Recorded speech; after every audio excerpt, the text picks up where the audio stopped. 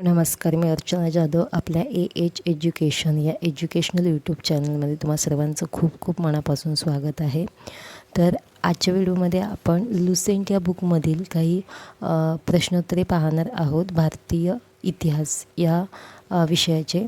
तर तुम्ही जर चॅनलवर नवीन असाल आणि चॅनलला अद्यापही सबस्क्राईब केलं नसेल तर लगेचच चॅनलला सबस्क्राईब करा आणि साईडचं जे बेल आयकॉन आहे त्याला देखील प्रेस करा, जेणेकरून कोणत्याही व्हिडिओची अपडेट तुमच्याकडून मिस होणार नाही. तर आपण आजच्या व्हिडिओला सुरुवात करूया. प्रश्न खूप इम्पॉर्टंट आहे. तुम्ही जर रेल्वे भरतीची तयारी करत असाल किंवा कोणत्याही सरळ सेवेची तयारी करत असाल तर हा व्हिडिओ तुमच्यासाठी खूप उपयुक्त ठरणार आहे. तर चला वेळ न घालवता आपण पहिला प्रश्न पाहूया. पहिला प्रश्न काय आहे? पहिला ग्रीक इतिहासकार कोण? तर पहिला ग्रीक इतिहासकार हा हिरोडोटस होता. पर्याय ब हे या प्रश्नाचे योग्य उत्तर आहे. तर हिरोडोटस याच्याविषयी आपल्याला 2-3 मुद्दे लक्षात ठेवायचे आहेत.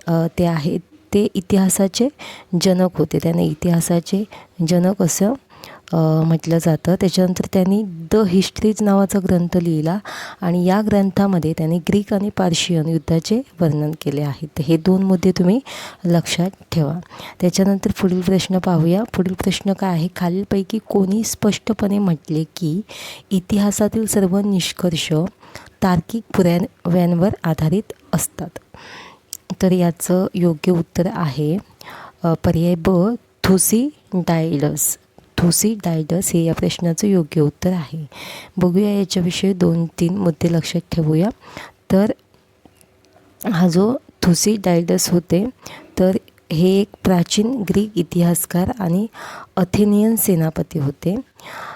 त्यांना शास्त्रीय इतिहास लेखनाचा जनक देखील मानले जाते.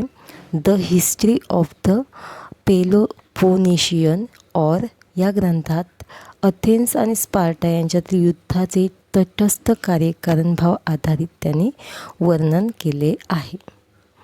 त्याच्यानंतर पुढील प्रश्न आहे. पुढील प्रश्न काय आहे? द हिस्ट्रीचे लेखक आहेत. तर पहिल्या प्रश्नामध्ये हा प्रश्न आपण कव्हर केलेला आहे. तर द हिस्ट्रीचे लेखक आहे हिरोडोटस. पर्याय अ. त्याच्यानंतर पुढील प्रश्न काय आहे? बघा पुढील प्रश्न काय आहे? तर इतिहासाचे जनक ही पदवी खालीलपैकी कोणाशी संबंधित आहे? तर हा सुद्धा प्रश्न आपण पहिल्याच प्रश्नामध्ये कव्हर केलेला आहे. हेरोडोटस हे इतिहासाचे जनक मानले जातात. त्याच्यानंतर बघा इतिहासाची पुनरावृत्ती होते असे कोणी म्हटले?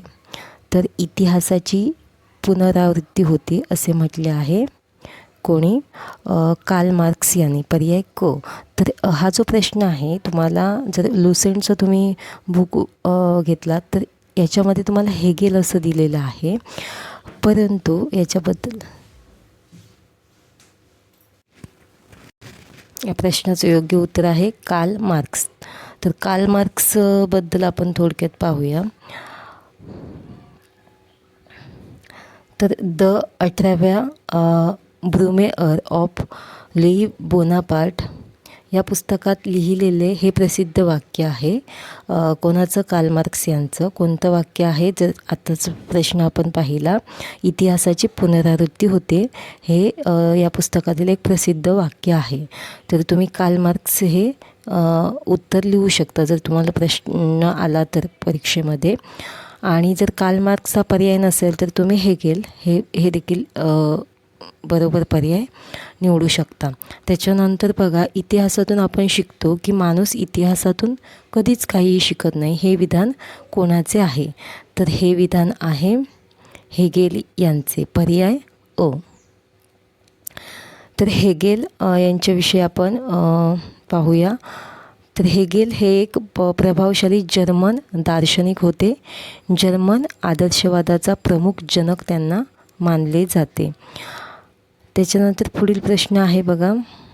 पुढील प्रश्न काय आहे? सर्व इतिहास हा वर्ग संघर्षाचा इतिहास आहे असे कोणी म्हटले आहे? तर असं म्हटलं आहे कार्ल मार्क्स यांनी. पर्याय अ. तर कार्ल मार्क्स हे एक जर्मन तत्त्ववेत्ता, अर्थशास्त्रज्ञ, समाजशास्त्रज्ञ आणि क्रांतिकारी विचारवंत होते. त्यांचे ग्रंथ कोणते आहेत तर Das capital, the communist manifesto हे त्यांचे ग्रंथ आहेत. कोणाचे? कार्ल मार्क्स यांचे. त्याच्यानंतर पुढील प्रश्न पाहूया. पुढील प्रश्न काय आहे? खालीलपैकी कोणते मार्क्सच्या इतिहासाबद्दलच्या दृष्टिकोनाचे थोडक्यात वर्णन करते? तर काय पर्याय येईल याचा पर्याय ब योग्य आहे. इतिहास म्हणजे शोषक आणि शोषित वर्गांमधील संघर्षाची मालिका आहे.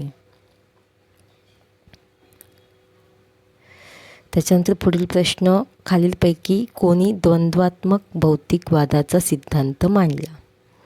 हे आपण पाहिलेलं आहे. मार्क्स